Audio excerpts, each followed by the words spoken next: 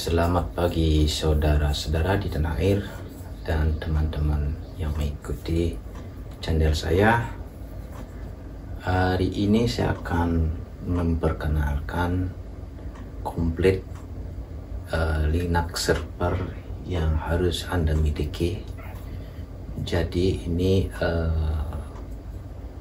Linux server yang lengkap.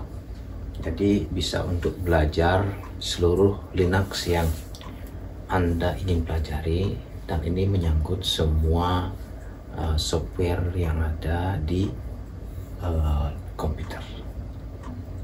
Oke, yang pertama saya punya Raspberry Pi. Ini Raspberry Pi 4P. Nanti saya akan jelaskan secara detail di komputer. Nah, ini yang kita gunakan sehari-hari, ini hidup dalam 24 jam. Jadi bisa dihidupkan selama 1 tahun. Ini cuma makan 1,7 watt per jam. Ini kecil. Oke, nah ini yang menjadi yang kita butuhkan setiap hari biar tidak makan banyak listrik. Yang pertama, kita handle untuk streaming, untuk video, apa itu musik, foto-foto atau apa untuk keluarga, dan juga file-file yang kita gunakan setiap hari. Ya, jadi bisa taruh OS di sini, ISO juga bisa, software juga bisa. Jadi kita gunakan untuk setiap hari. Ya, yang nomor 2, umpama ini filenya ada yang rusak, kita punya data yang nomor 2 di sini.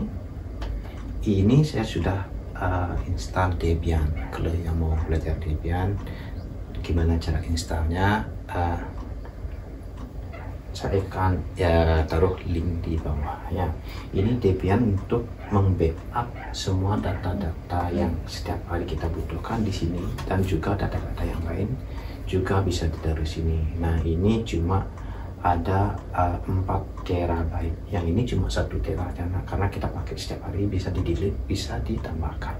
Nah, yang di sini 4 tera, cuma ada 1 hard disk. Ya, ini sudah punya 8 GB RAM, juga sudah ada GPU, tapi GPU-nya kecil ya. Nah, yang nomor 3, kalau ini umpamanya ada file yang korup atau error, nah saya punya cadang yang kedua.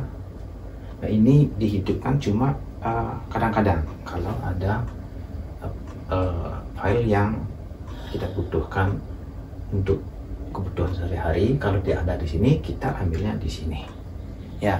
Nah, terus cadangan yang nomor 2, ini cadangan 1, nomor 2, ini tiap hari ini file yang kita butuhkan. Nah, ini cadangan yang paling utama. Ini data center yang saya punya dari Proliant, HP Proliant 2 Microsoft server. Nah, di sini saya punya hard disk 4 hard disk. Saya menggunakan RAID 5 ya. Apa tuh RAID 5? Nanti kita bahas di komputer. Nah, ini RAID 5. Kita punya 4 hard disk dan 1 hard disk untuk ke OS-nya. Saya menggunakan SSD biasa ya. SSD cuma 60 GB cukup. Untuk OS-nya saya punya di sini Linux server yang dari Ubuntu ya.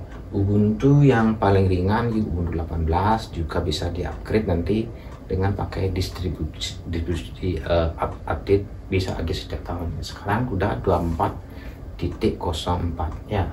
Nah, sedangkan di sini saya punya Debian 11, bisa di-upgrade secara manual atau bisa di-upgrade melalui terminal menggunakan upgrade ke Debian 12. Nah, kalau di sini kenapa saya menggunakan RAID 5? Ini cuma digunakan kalau ada yang hilang. Nah, di sini yang paling utama, saya punya 4 hard disk SATA.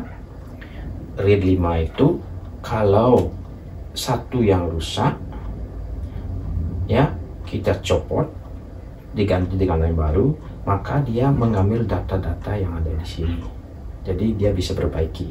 Tapi kalau ini yang rusak, yang nomor 2 yang rusak, backup nomor 1 yang rusak, hilang dia semua kalau rusak.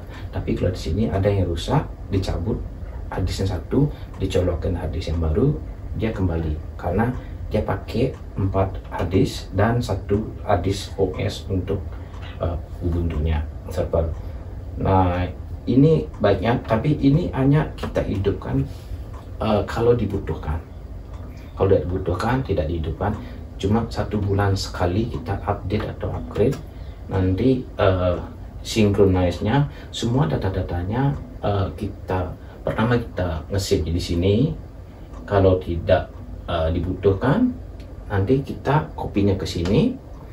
Terus setiap bulan sekali kalau ada yang baru, kita sync ke sini, synchronize. Ya, pakai RAID 5. Jadi ini yang utama. Jadi ini tidak boleh rusak. Nah, selanjutnya yang nomor 4, server yang nomor 4 ini. Ini saya taruh Proxmox. Ini yang kita pakai untuk belajar setiap hari ya. Kalau belajar Linux, kalau Proxmox ini virtualization, virtual, pakai virtual machine dan pakai juga container. Container juga bisa dipakai, install di sini. Nanti kita bisa belajar untuk networking, LAN, VLAN, virtual LAN. Ya, kalau Anda belajar router, dibelajar di sini. Jadi kita punya virtualisasi.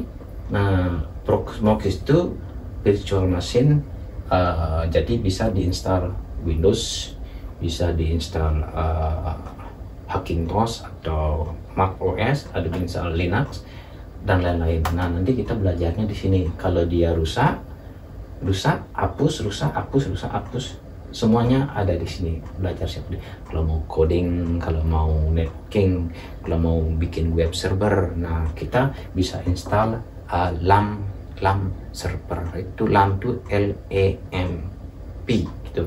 L itu Linux, E itu Apache untuk web server, M itu MySQL itu untuk administrasi data-data untuk web server, dan P-nya itu PHP, jadi program language untuk membuat website. Oke, bisa install sini untuk belajar semua tentang komputer.